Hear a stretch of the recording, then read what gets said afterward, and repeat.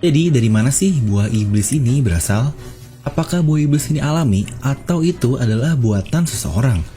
Untuk ukuran benda seperti buah iblis yang bahkan sangat kompleks sekali dan bahkan ilmuwan pun susah untuk membuat artifisial atau tiruannya. Jadi masih ada yang bilang bahwa buah iblis ini sendiri buatan.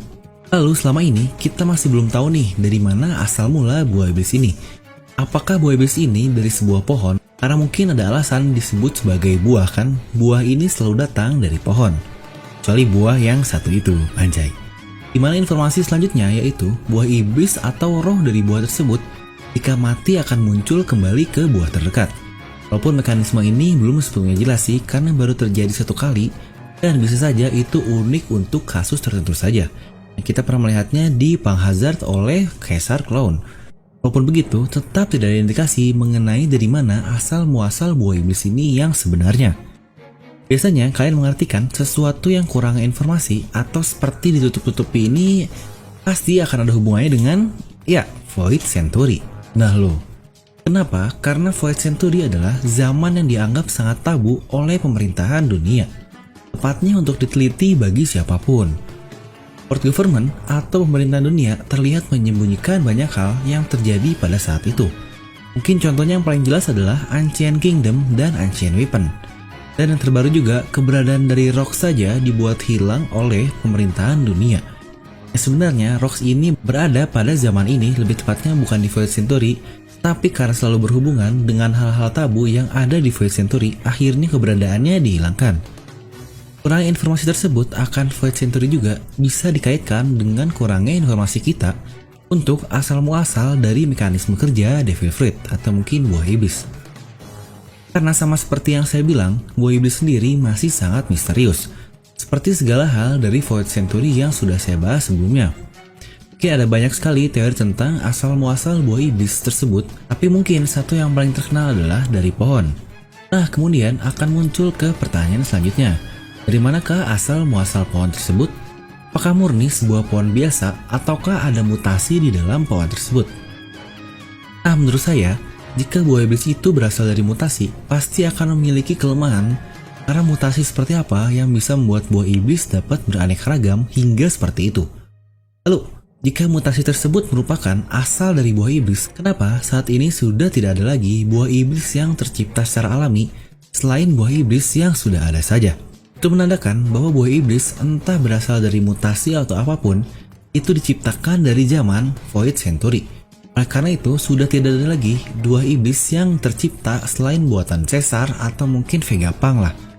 Dan seperti halnya Poneglyph lalu Ancient Weapon, dimana kesemua itu berasal dari Void Century dan tidak dibuat lagi pada saat ini.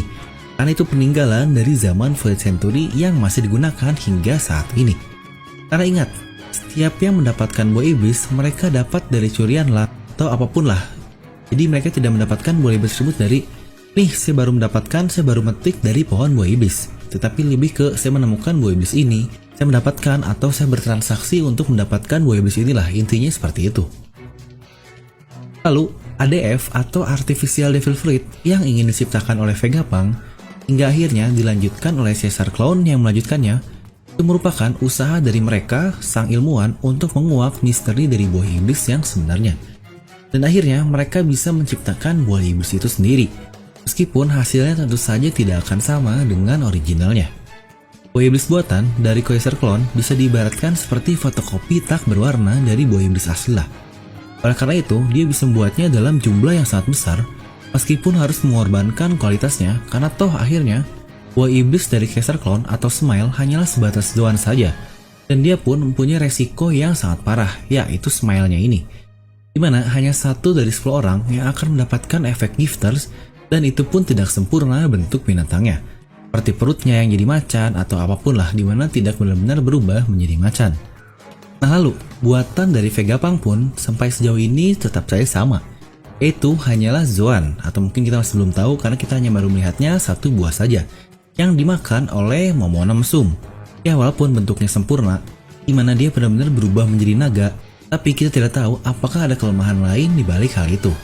Dan Oda pun pernah berkata di sebuah SBS, Oda mengatakan, "A certain professor will explain the complex mechanism behind all of the devil fruits." Yang berarti sudah dipastikan cara kerja dari buah iblis ini sangatlah kompleks. Sehingga tidak seperti yang mungkin kata kasarnya iblis masuk ke tubuh orang tersebut dan mendapatkan kekuatan super begitu saja. Tidak semudah itu. Dari situ pun dapat dipastikan butuh teknologi yang sangat mutakhir serta pemahaman yang lebih dalam mengenai buah iblis ini. Profesor Clover pernah berkata bahwa dahulu di zaman Void Century ada kerajaan yang sangat makmur dan berteknologi tinggi. Yang kemungkinan besar itu adalah Ancient Kingdom ini. Dimana akhirnya cukup terkonfirm bahwa pengguna user buah iblis paling lama saat ini adalah Wazuki Toki yang lahir 800 tahun yang lalu, tepatnya itu setelah masa abad yang hilang atau Void Century lah. Nah jadi, dari mana sih buah iblis ini akhirnya terbentuk? Misal, kita sudah tahu nih dari zaman Void Century. Sejauh ini kita tahu terdapat pohon-pohon yang luar biasa masif atau besar di dunia One Piece ini.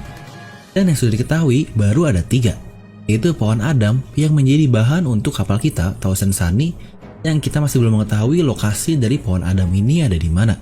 Serta pohon yang kedua yaitu Eve atau Hawa yang memberikan cahaya matahari dari puncak Mary Joyce sampai ke akar di Fishman Island. Serta satu lagi adalah pohon pengetahuan atau Tree of Knowledge, yaitu pohon yang ada di kampung Ohara milik Nico Robin, yang bahkan pohon tersebut tetap kuat setelah digempur oleh Buster Cole.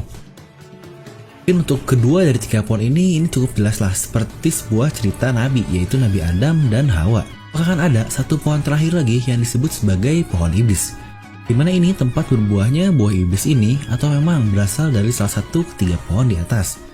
Nah untuk ini benar-benar hanyalah spekulasi ya, bahwa kemungkinan pohon iblis ini tidak memiliki daratan, dimana pohonnya tumbuh langsung dari dasar laut, dan dia memiliki batang yang sangat panjang dan besar sampai menjulang hingga ke permukaan laut, dan daun serta rantingnya ada di permukaan laut ini. Mungkin itu juga jadi alasan kenapa buah iblis ini tersebar kemana-mana di dunia One Piece. Karena setiap pohon selesai berbuah dia akan jatuh ke laut dan hanyut terbawa air laut. Itu juga mungkin untuk alasan kenapa pohon ini dapat berada di mana-mana. Untuk alasan kenapa pemakannya nggak bisa berenang, mungkin karena tidak menerima iblisnya yang awalnya berada di laut. Jika harus kembali ke laut lagi, maka akan dilemahkan oleh kekuatannya. Lalu alasan ini sebenarnya bisa memperkuat beberapa fakta yang ada seperti yang pernah Oda bilang. Tidak ada 2 buah iblis yang bersemayam di waktu yang sama. Lalu fakta bahwa buah iblis bisa bersemayam ke buah terdekat oleh user yang sudah mati. Contohnya seperti Pang Hazard yang saya katakan sebelumnya. Pasti akan jadi pertanyaan adalah, jika tidak ada buah di sekitarnya, kemanakah sang iblis tersebut akan pergi? Atau mungkin gelombang iblisnya lah. Apakah akan melalang buana kemanapun? Sepertinya cukup lucu. Menurut saya sih, intisari atau essence dari buah ini, dari tubuh si pemakainya yang mati ini akan diserap kembali oleh ether bumi atau mungkin oleh daratan lah. Kita mungkin nyebutnya dekomposer dan begitu-begitulah. Akhirnya akan terserap kembali ke pohon iblis ini yang berada di lautan. Dimana Oda juga pernah berkata lewat Romance Dawn bahwa buah iblis akan muncul kembali 50 tahun setelahnya. Tapi kita masih belum tahu, itu masih prototipe hingga akhirnya ada banyak revisi karena Romance Dawn itu merupakan episode awal sekali untuk One Piece. Karena toh S mati 2 tahun lalu, saat ini buah iblisnya sudah ada. Walaupun masih misteri kenapa Doflamingo dapat mendapatkan buah iblis merah-merah Romi. Serta satu teori yang cukup populer juga karena digunakan oleh Arthur. Dia berkata buah iblis ini terbentuk dari pohon Eve atau pohon Hawa yang puncaknya berada di Mary Joyce kan. Ya itu sebenarnya hal yang cukup masuk akal juga sebenarnya.